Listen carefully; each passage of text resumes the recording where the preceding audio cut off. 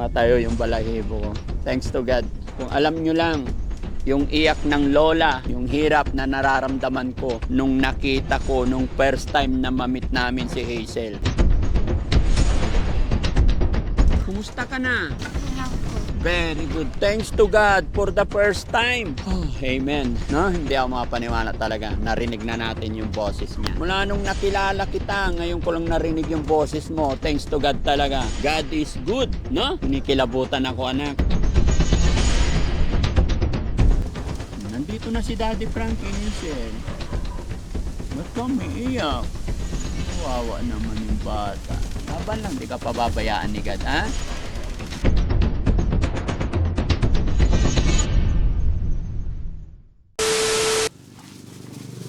Ano po? Time check mga kababayan, mga kabarangay. 1:15. Mainit. Pero kailangan natin puntahan mga kababayan. Alam niyo ba kung sino? Ayan, si Ate Hazel. Ate Hazel. Babalikan natin si Ate Hazel mga kababayan kasi may mga kababayan tayong mababait at nagpaabot na naman ng kanilang suporta, tulong pinansyal, pagmamahal, lalong-lalo na po dito kay Hazel. Hello po. Sa mga bago pa lang sa aming channel mga kababayan, kami po ang Team Daddy Frankie at sa araw na ito, ako ang host nyo. Si Daddy Frankie po, anak ng Pangasinan. At yung mga dalawang nandito sa kaliwat kanan ko, si Kuya Rizky and Kuya Jesse. Sila po yung mga piloto natin na mga gwapo. Mga kababayan, kami po, mga charity vlogger, isa sa mga charity vlogger dito sa lalawigan, bayan ng Pangasinan. Gumagawa ng mga bagay-bagay. Alam kong maliit lamang ito, pero nakakatulong din po sa mga kababayan natin na nangailangan ng tulong. Kaya sa mga kapanood ng bidyong ito, shoutout po sa inyong lahat. Sana po ay nasa mabuti kayong kalagayan. At kung sakali kabayan na nanonood ka, pwede bang i-comment mo kung taga saan ka? Gusto ko lang malaman kung saan ang umaabot ang videos ng Team Daddy Frankie. No? So samahan nyo kami mga kababayan, gaya ng aking sinabi. Yung batang pupuntahan natin, isa lamang po ito sa mga natulungan natin na si Hazel po ay napa-opera po ng Team Daddy Frankie. Siyempre, sa tulong yan ng ating Panginoon at suporta din ng ating mga viewers. Maraming salamat. Tuloy-tuloy tayo sa video. God bless po. Sana okay na si Hazel. Ha? Sana okay na. Okay na yan. May awa ang Diyos. Hindi na pakakawalan ng ospital yan. Hindi yan ilalabas. Kung hindi pa siya okay. Di ba? Thanks God. Okay na. Yun. Basta't may magtiwala lang tayo kay God. Hindi tayo bibiguin. Si God lang nakakaalam ng lahat. Yan. Shout out sa mga kababayan nating OFW. We love you. Mga kababayan natin nasa ibang bansa. At syempre, sa mga kababayan natin, sa mga sponsor natin, lalong-lalo na sa bida natin sa araw na ito.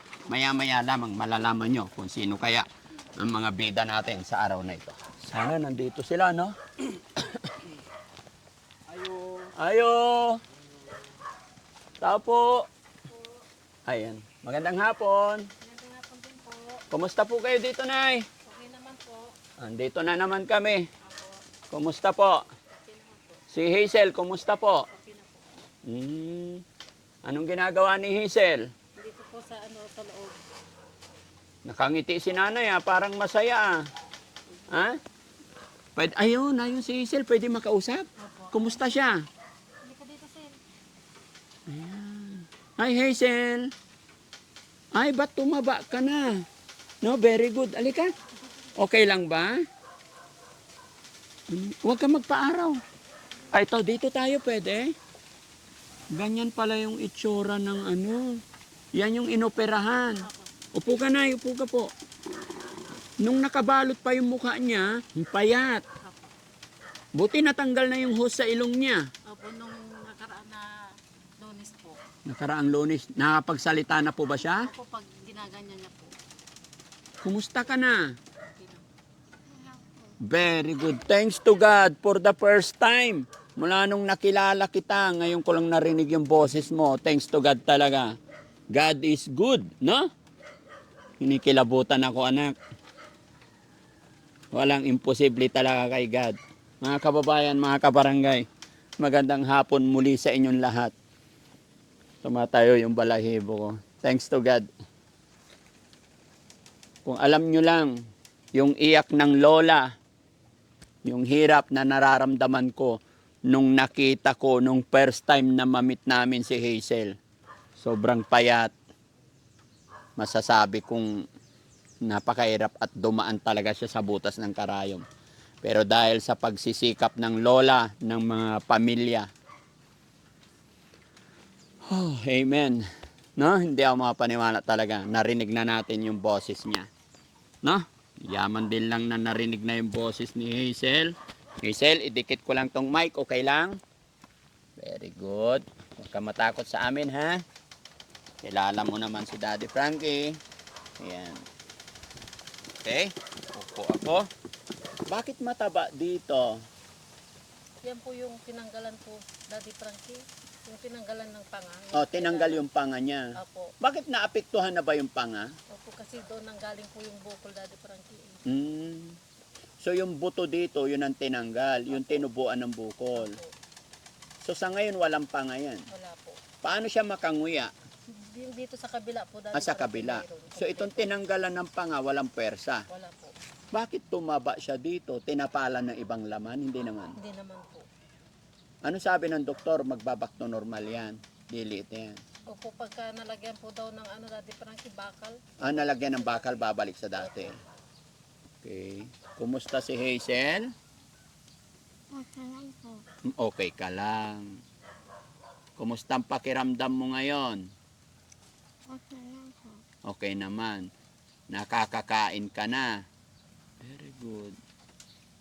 So, compare nung may host pa siya, nung kagaling sa ospital, compare ngayon, mas tumaba na siya. Opo.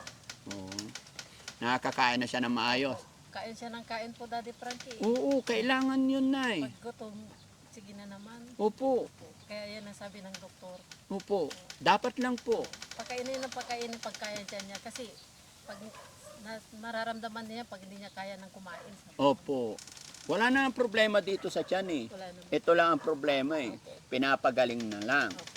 Kailan naman po matatak pa yung dito niya? Kasi bumalik kami kahapon, Daddy Frankie. Kailangan pa daw yung X-ray. Pinapa-X-ray pa siya, Daddy Frankie. Oh, kailan ang x-ray? Pagka na yung resulta po, Daddy Frankie. Hinihintay na naman. Okay. Happy ka ba, Hazel? Yan, mag-pray ka lang ha. Pagka yung tinanggal sa kanya, Daddy Frankie, na bukol, pinalaboratory pa yun. Eh, lumabas na po kahapon. Oh, Okay naman po. wala na problema. Wala na po. Thank you, Lord. Oo, kasi alam nyo, kaya in-x-ray yung tinanggal sa kanya, yung tinatawag na malignant, para malaman kung anong klaseng sakit, kasi may sakit na bumabalik at hindi. Tama ba ako? Apo. Yes. Kasi naka-encounter na ako ng ganyan. Kaya nila sinusuri yon, hindi porkit natanggal yung part na to, yung kinaroroonan ng sakit, is okay na hindi. Examinin pa nila para malaman nila kung may chance na babalik pa o hindi. Para in a early time, magagamot. Di ba? Pero sabi nila okay na. Okay na. So ibig sabihin, clear na tayo. Yung lang tatanggalin nila, Daddy Frankie, yung tahi sa loob. Kasi may tahi sa loob. Oh, para hanggang pag tumagal, magiging maayos na yan. Ganun lang, step by step. At sana ito, matakpan na to pag okay na, para napagsalita na. Nasasabi na niya lahat ng gusto niya. Nay, natatandaan mo gaano siya katagal nagkasakit? Gaano siya katagal may tapal na malaki dito? Yung September 4 po. Gaano po katagal, ilang buwan? 3 buwan. 3 buwan Opo. na may tapal dito. Opo. Pero bago siya magkaroon ng tapal, ilang buwan na siyang may sakit dito, di ba? Hanggang sa lumaki. So yung time na yun, Nay, hindi siya nakakain ng maayos. Hindi po. Di ba? Opo. Nagmamakaawa ka Opo. para kumain siya. Opo. Gustuhin man niya, hindi niya kaya. Opo. Pero Kasi bakit kumakain po siya, Daddy Frankie, mali lang, sinisiksik niya dito. sinisiksik? Opo. Tapos, nung panahon na kalagitnaan, kaya payat na payat siya, sa hus dumadaan ang pagkain niya. Opo. Ang hirap. Ang hirap. Ngayon, Nay, wala na yung host dito. Diretso na. Sabi mo, kain ng kain. Opo. Huwag sana tayo magreklamo, ha? Opo. Pakainin natin ng pakainin para mabawi niya yung nung time na hirap siya. Ngayon, may pagkakataon, kakayahan na siya kumain. Suportahan natin. No? Sana, Nay, tumaba rin siya kagaya mo. Sana po, Daddy Frankie. Oo. Patabain mo siya, Nay. Bawas ka kunti. Baka ikaw na ma-high blood, eh. No, di ba? Sabihin mo kay nanay, ikaw na ang patabain niya, ano? Si nanay talaga, eh. Pinalitan po yung vitamins niya, Daddy Frankie, kaya kain siya ng kain. Yung Tama yun. cherry pear po. Ah, cherry pear. Tatangkad. Opo. Tapos Pampatangkad ba yun? Yung gatas niya, yung dati pa rin pero yung titimplahin na, Oo. yung powder na lang. O para hindi na masyado magastos. O Opo. kasi kaya niya na uminom. Opo. Ang importante, may gatas. Piliin nyo lang muna yung kakainin niya, wag yung mga pinakasulid talaga, yung matitigas. Kasi mahirapan pa. Bawal sa kanya yung matatamis, Daddy Frankie. Bakit? Bawal daw sabi ng doktor. Kung ano yung sinabi ng doktor, sundin natin, no? Tama lang yun. Much better, gulay-gulay. Opo yun. Anong masasabi naman ni Hazel? Sige, Hazel. Alam mo, mula nung nakilala kita, natatandaan mo pa ba? Nung unang nakita kita, nakilala kita, tapos umiiyak yung lola mo, nanay mo. Nagmamakawa sila na mapaoperahan ka.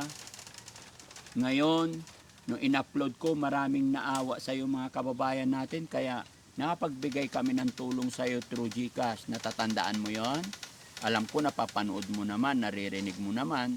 Hindi ka lang makapagsalita nung time na yon. Pero ngayon nakapagsalita ka na. Anong masasabi mo sa mga taong nagpadala sa iyo through GCash, through financial? Kumbaga, although si God talaga ang may gawa ng lahat. Pero may mga taong ginamit si God para tulungan ka.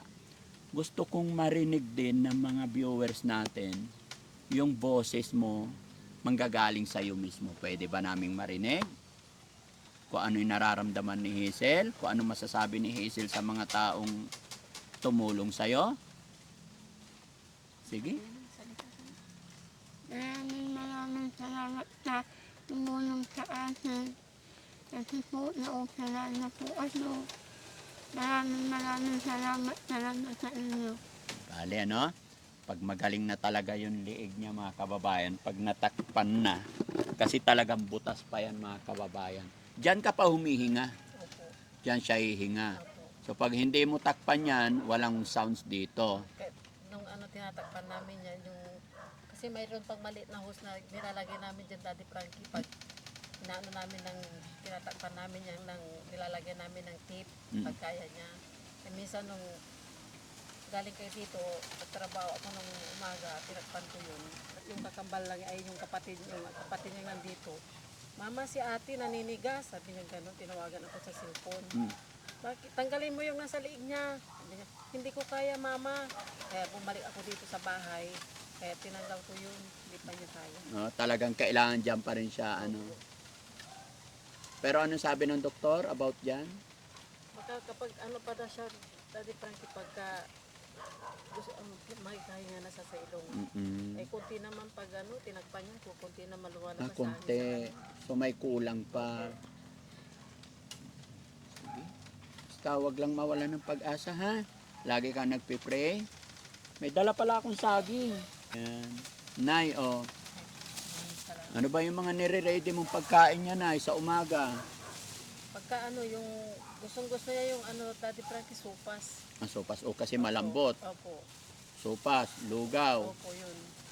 Sa tanghali, kaninang lunch, anong inulam niyo po? Inano ko siya ng yung gusto niya kasi yung nilaga tapos yung sabaw lang, Daddy Frankie.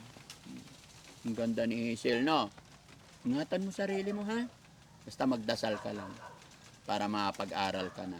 Siguro next year, pwede ka nang pumasok. Next school year. Nag-graduate na siya, Daddy Frankie, Ha? sa March 30. Nag-graduate na siya. Nag-graduate. Mag-graduate siya this coming March. Very good. Sabi ng mga classmate mo. Okay naman.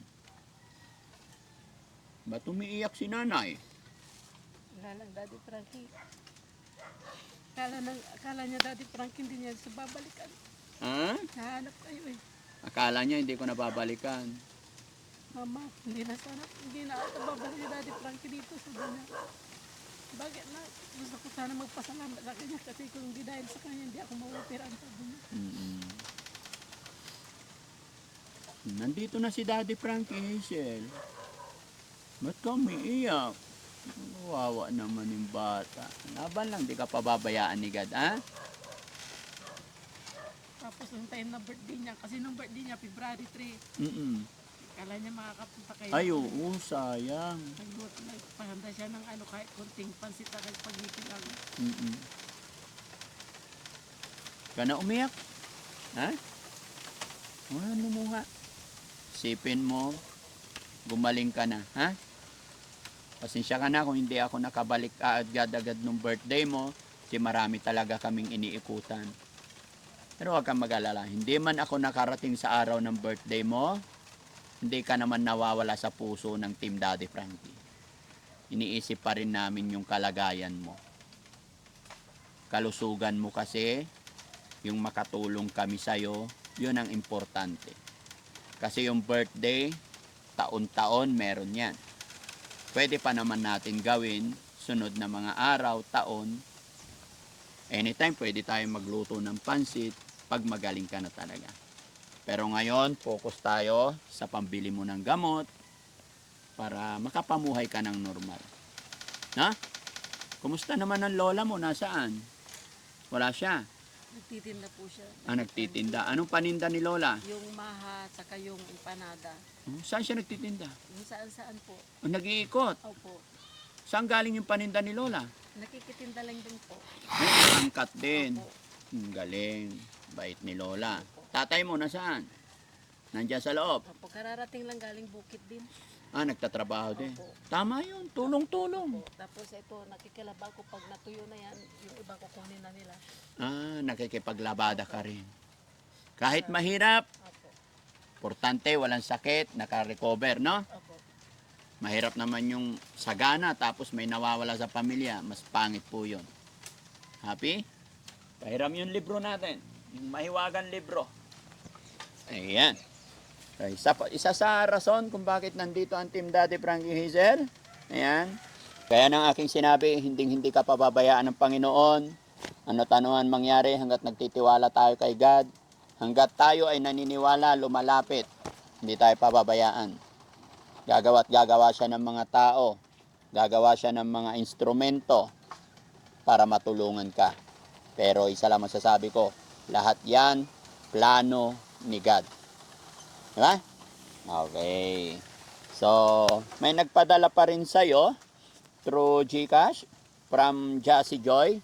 Padala siya ng 5,000. Kay Susana Fernando ng Caloocan. Caloocan City. Sabi niya, kaunting tulong po, 500. Okay? So, ang total na natanggap natin para kay Hazel is 5,500.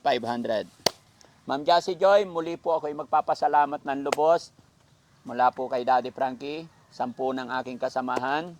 Salamat po ng marami. Bagamat marami na po kayong naitulong sa Team Daddy Frankie, marami na kayong naiabot sa mga beneficiary natin.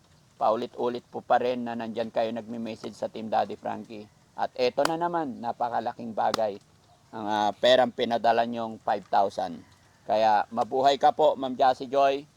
Bless ka pa ni Lord na sana mas marami ka pang matutulungan. Ganon din po kaya Ma'am Susana ng Caloocan City. Maraming salamat po. Napakalaking bagay po ng pinapadala nyo. Kaya ng aking sinabi, maliit o malaki, pag nagsama-sama, ay malaking bagay po yan.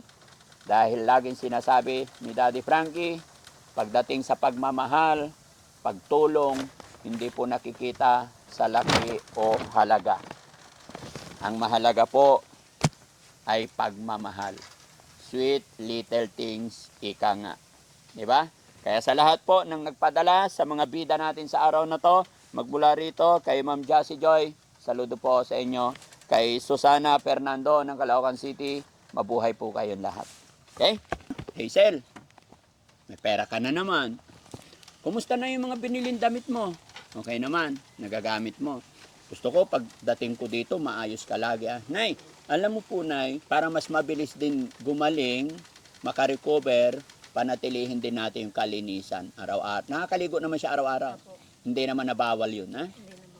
Ayun. Kahit mahirap tayo, kahit ganyan simple lang yung bahay natin, kung malinis, isa sa pangunahing kailangan para hindi tayo basta-basta dapuan ng sakit, malinis yung kapaligiran. No po, pasensya ka na Nay, ha? Okay lang po. Hazel, kamay mo. Marunong ka na maghawak ng pera, ha? May ingatan mo na yung pera mo. Itong pera na to, tulong sa'yo ng mga sponsor natin dahil gusto nila makarecover ka. Okay? 1, 2, 3, 4, 5, 6, 7, 8, 9, 10, 11.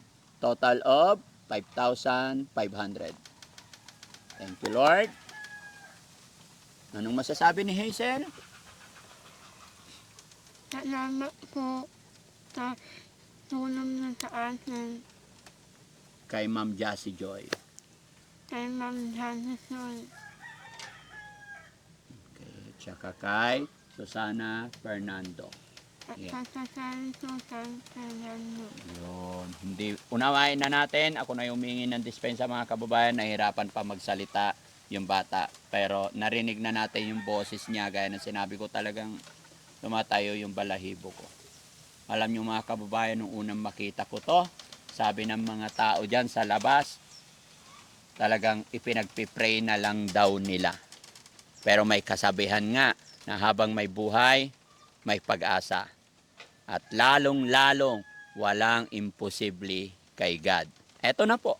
Okay, Nay, anong masasabi po ni Nanay? Papasalamat po ako sa mga tumutulong sa anak ko, lalong-lalo na po yung nagbigay. Tapos sa mga sponsor po, kay Daddy Frankie. Kung hindi dahil po sa inyo, hindi po maoperan yung anak ko.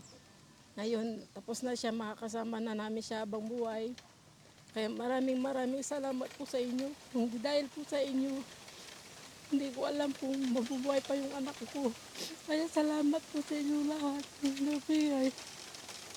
Lalo na po kay Daddy Frankie. Salamat po. Kasi tumating po kayo sa amin, lalo na po sa kay God. Hindi po kami binitawan, pati yung anak ko. Kaya salamat po. Maraming salamat po. Daddy Frankie, maraming salamat po sa inyo. Sige na, laban lang ha. Basta babalik kami, papasyal kami. Sikap lang. So yun mga kababayan, mga kabarangay, maraming salamat pong muli. Kabayan, kung isa ka sa nanonood ng bidyong ito at nagustuhan mo mga ginagawa ng Team Daddy Frankie, baka pwede pakishare yung bidyong ito. At ako'y magpapaalala sa mga hindi pa nakasubscribe, baka pwede i-subscribe nyo rin po ang ating YouTube channel at click na rin yung bell button para lagi kayong ma-update sa mga bagong i-upload pa namin. Mabuhay po tayong lahat. Magandang gabi, magandang umaga, magandang tanghali sa inyong lahat. Saan man po kayo naroroon. Luzon, Visayas, Mindanao. Bye-bye and God bless po.